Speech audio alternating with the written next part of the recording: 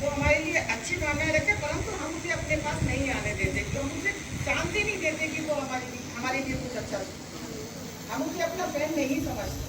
तो हमें इन सब चीज़ों की समझ होनी चाहिए कि एक्चुअल में अंदर से इंसान कौन अच्छा है। क्या ये बाहर से दिखना ही पर्याप्त है इंसान का अच्छा होने के लिए? आप बताओ। नहीं ना, अंदर से जब इंसान अच्छा होता है तो वो होता है सबसे खूबसूरत इंसान। अब वो जब तक आप जज नहीं कर पा रहे हो, नहीं समझ पा रहे हो, तो हमें क्या करना है, उससे दूरी बना देनी है, उसकी इंसल्ट भी नहीं करनी है, परंतु उससे डिस्टेंस करनी है। क्लियर? अच्छा, अब हम बात करते हैं। अच्छा, कोई भी डाउट हो तो बताओ, क्योंकि जब तक हम विरोध नहीं करेंगे। अच्छा ये बताओ, कई बार क्या होता है कि रानी लक्ष्मीबाई का नाम सुना है आप लोगों ने? सुना होगा बिल्कुल। मेरा नाम दीपांजलि वर्मा है, मैं 10th क्लास में पढ़ती हूँ। रानी लक्ष्मीबाई ने अंग्रेजों को भगाया था, मतलब झांसी से भगाया था, झांसी वालों को आज़ाद किया था अंग्रेजों से। हाँ, कहने का मतलब रानी लक्ष्मीबाई आप ही लोगों की तरह बिल्कुल सामान्य थी, लेकिन उसने अंग्रेजों से न केवल अपनी रक्षा करी बल्कि देश की भी रक्षा करी, उसके भी स्वाभिमान को बचाया। तो क्या हम सिर्फ अपनी रक्षा नहीं कर सकते? जो एक लड़की अकेली अंग्रेजों से लड़कर पूरे देश की रक्षा कर सकती है, तो क्या हम सिर्फ अपनी जिम्मेदारी नहीं ले सकते? अपनी रक्षा की ले सकते हैं ना। तो हमें तुरंत विरोध करेंगे तभी हम अपनी रक्षा कर सके। और पहली बात, आप लोगों के मन में क्या होता है कि वो अंकल बड़े हैं, उन्होंने डराया कि ये अगर हमने आपके साथ ऐसे किया। बेटा कई बार क्या होता है कि अभी हमारे पास एक लड़की आई थी, स्कूल में इसी तरह का सेशन दे रहे थे, तो उसने बताया कि आंटी आंटी मैम इस तरह से अंकल में टच करते हैं। तो उन्होंने हमें उसे धमकाया होगा कि अगर तुमने इसकी शिकायत अपने टीचर से की या अपनी मम्मी से की तो हम तुम्हें और ज्यादा ऐसे करेंगे। अब वो लड़की डर गई। फिर वो जब मेरे पास आई तो हमने उसे समझाया, नहीं बेटा, जब तक आप अपनी मम्मी से या टीचर से नहीं बोलोगे तब तक वो अंकल आपको इसी तरह डराते रहेंगे। हमारे अंदर एक भय बना रहता है कि वो अंकल बड़े हैं, क्या बड़ा होना ही सब पर्याप्त है? अगर कोई स्ट्रांग है तो क्या वो आपके साथ गलत करने का अधिकार उसे मिल गया है? नहीं मिला है। इसलिए हमें विरोध करना है, वो फिर चाहे वो आपके दादाजी की भी उम्र के क्यों ना हो। आपको ये नहीं देखना कि बहुत बड़े हैं, दादाजी की उम्र के हैं तो हमें चुप रहना है। चुप नहीं रहना है, चाहे फिर वो आपका कोई रिश्तेदार, पड़ोसी या कोई भी अदर पर्सन हो। अगर जब तक हम अपनी सुरक्षा के लिए खुद नहीं बोलेंगे तब तक हमारी सुरक्षा नहीं की जा सकती। मैं स्कूल कैंपस तक रहती है, स्कूल के बाहर नहीं रहती। माँ बाप भी, मम्मी पापा भी घर के अंदर रहते हैं, समय समय पर रहते हैं, लेकिन हर समय कोई भी किसी के साथ नहीं रहता।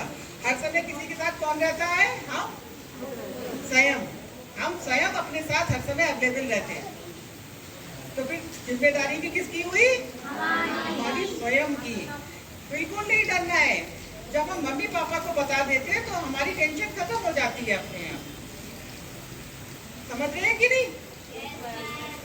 अच्छा बच्चे, बात एक टॉपिक और हम आपसे कहेंगे कि आजकल ये बहुत है कि बच्चे जो है मम्मी पापा की नहीं सुन रहे। बेटा इधर उधर मत सुनना, ध्यान से पीछे तक आवाज। आप लोग पीछे वाले शायद पूरी पढ़ी है वो और समझिए इस टॉपिक को।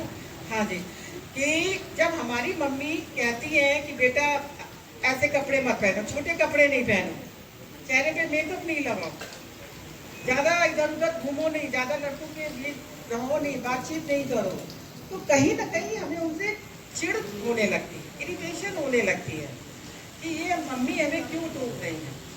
क्या उन्हें हम पे विश्वास नहीं है? हमारे मन में ये भाव आता है कि नहीं आता है? क्योंकि बेटा हमारे भी आता है, ये नॉर्मल है। अगर आता है तो ये गलत नहीं है, इसलिए बोलिए जोड़ से, आता है कि नहीं आता है? आता है ना। तो ये हमारी गलत फहमी होती है बच्चों। आपको पता है आजकल का समय कितना खराब है। अभी आपने 13 साल की बेटी के साथ कितना बड़ा हादसा हुआ, आप सबको पता होगा, किसी से नहीं छुपा। कितना समय खराब है। उसी समय को देखते हुए आपकी मम्मी ना चाहते हुए भी आपसे ये बातें कहने पर मजबूर है। क्यों? क्योंकि वो आपको एक सुरक्षित एनवायरनमेंट देना चाहती है, आपकी खुशियां चाहती है। क्यों चाहती है? क्योंकि वो आपसे बहुत बहुत प्यार करती है। समझ रहे हैं? इसको आप ये मत लीजिए कि मम्मी को हम पे विश्वास नहीं है। बच्चियां क्या करती हैं, ये सोचती है मम्मी को हम पे विश्वास नहीं, बल्कि विश्वास की यहाँ पे बात ही नहीं है। माँ बेटी के बीच कोई विश्वास की कोई चीज नहीं, वो तो कुदरत ने दिया होता है। एक दूसरे के बीच जो बाउंडिंग होती है वो कुदरत की होती है, इसलिए उन पे विश्वास न विश्वास करके अपने आप को परेशान नहीं करना है। हर बात उनसे शेयर करनी है और उनसे कभी भी ये नहीं उल्टा जवाब नहीं देना है। आजकल बच्चे जवाब भी बहुत देते हैं, माँ बाप भी बेचारे सहमे सहमे रहते हैं कि भाई इसे रहने तो ये रोने लगेगी, अपने आप को कमरे में बंद कर लेगी। ये सब स्थितियाँ बहुत नॉर्मल सी हो गई हैं। क्यों? क्योंकि हम अपने मम्मी पापा को मम्मी पापा समझ ही नहीं रहे हैं।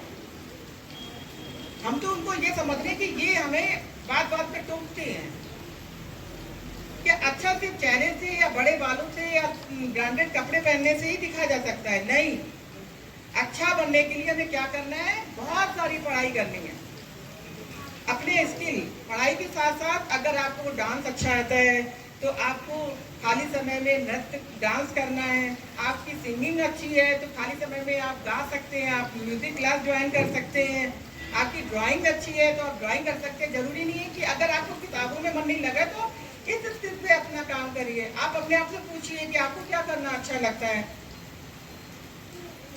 कोई ना कोई टैलेंट भगवान ने हर किसी को दिया होता है। पहली बात, अपने आप को हतोत्साहित, अपने आप को अंडर एस्टिमेट करने की कोई जरूरत नहीं है। किसी में कुछ गुण होता है, किसी में कुछ गुण होता है, सब इक्वल होते हैं। हम दूसरे को देखकर अपने आप को अंडर एस्टिमेट करते हैं। अभी स्क्रीन में जो लीव्स है, ये हमारी मम्मी, ये हमारे पापा है कि नहीं? मम्मी पापा तो सबके घर में होते ना। ये हमारे भैया, ये हमारी दीदी, ये हमारे सर, ये हमारी मैम। ठीक है, ये हमारा पूरा एक सुरक्षा ट्री है। अगर हम और ये है हम खुद, अगर हम इसको इस ट्री से अलग हो जाते हैं तो क्या होगा बताओ? हवा हमें उड़ा के और किसी का भी पैर हम पे पड़ जाएगा। आप समझ रहे हैं ना? हवा हमें जब उड़ा के ले जाएगी तो किसी का भी पैर हम पे पड़ जाएगा, कुछ भी हमारे साथ हो सकता है। तो हमें क्या करना है? इस ट्री से अलग नहीं होना है। समझ रहे हैं आप लोग? इस ट्री से अलग नहीं होना है, क्योंकि जब हम इस ट्री में रहेंगे तो हरे भरे रहेंगे, जैसे कि ये पेड़। और जैसे ही इस ट्री से अलग होंगे हम मुरझा जाएंगे। किसी से, हर किसी से। जैसे कि अभी ने बोला कि डॉक्टर, बेटा डॉक्टर टच कर सकते नहीं, डॉक्टर टच कर सकते हैं, लेकिन मम्मी पापा की प्रेजेंस में अकेले डॉक्टर को भी अलाउ नहीं है कि वो आपको टच करे। इस बात का ध्यान रखना है। बीमार सब पड़ते हैं, डॉक्टर के सब जाते हैं, तो इस बात का ध्यान रखना है। कई बार पेरेंट्स बैठे रह जाते हैं, वो अंदर, ऐसा नहीं। मम्मी पापा की सामने ही डॉक्टर आपको हाथ लगा सकता है। ठीक है बच्चों? इसलिए मम्मी पापा को तो और टीचर्स को तो गलत समझना ही नहीं है। अच्छा, हम आपसे क्वेश्चंस कर रहे हैं, दो सब एक स्वर में बोलना, ठीक है? हाँ देखो। अच्छा ये बताओ, इतने अच्छे स्कूल में कौन पढ़ा रहा है? टीचर पढ़ा रही है। और स्कूल में भेजा किसने है? मम्मी पापा ने भेजा है ना। और हमारी यूनिफॉर्म कौन धोता है? हमारी मम्मी पापा धोते हैं। हमें खाना कौन खिलाता है? मम्मी। हमें बाजार कौन ले जाता है? मम्मी। हमारा रेस्टोरेंट कौन ले जाता है? पिज्जा बर्गर कौन खिलाता है? पापा खिलाते हैं। कहने का मतलब जब मम्मी पापा हमारे लिए इतना सब कुछ अच्छा कर रहे हैं तो क्या वो हमारे लिए गलत हो सकते हैं? नहीं हो सकते, बिल्कुल भी। ये बात बिल्कुल अपने दिमाग में बैठा लो। मम्मी पापा और हमारे स्कूल की टीचर्स कभी गलत नहीं हो सकती। तो फिर अगर हम गलत फहमियां पाल लेंगे तो हमारा ध्यान क्या होगा पता है आपको? आपका ध्यान जो आपको परेशान कर रहा है इंसान, वो आपको मेंटली गलत सोचने पर विवश कर देगा। आपका ध्यान पढ़ाई से हट जाएगा। आप चाहते हैं कि आपके हिंदी में मार्क्स कम आए? आप चाहते हैं आप गणित में पीछे रह जाए, आप कैलकुलेट ना कर पाए? नहीं चाहते ना। तो इसके लिए क्या करना है? क्या करना है बोलो? हाँ, मम्मी पापा को, टीचर्स को अपने साथ जो भी घटना घटे, घर में बाहर में कहीं पर भी, तुरंत बताना। इसका सबसे बड़ा जो बच्चियों के साथ गलत हो रहा है, सबसे बड़ा जो शस्त्र है वो ये कि हमें मुंह से अपनी बात रखनी है, जिससे कि वो सारी जिम्मेदारी भी मम्मी पापा की हो जाएगी और आप हल्के हो जाओगे। फिर आप क्या करोगे, पढ़ाई में दिमाग लगाओगे, आपके मार्क्स अच्छे आएंगे। मार्क्स अच्छे आएंगे तो आपका मनोबल बढ़ेगा और अच्छा पढ़ने के लिए बढ़ेगा कि नहीं? क्लियर?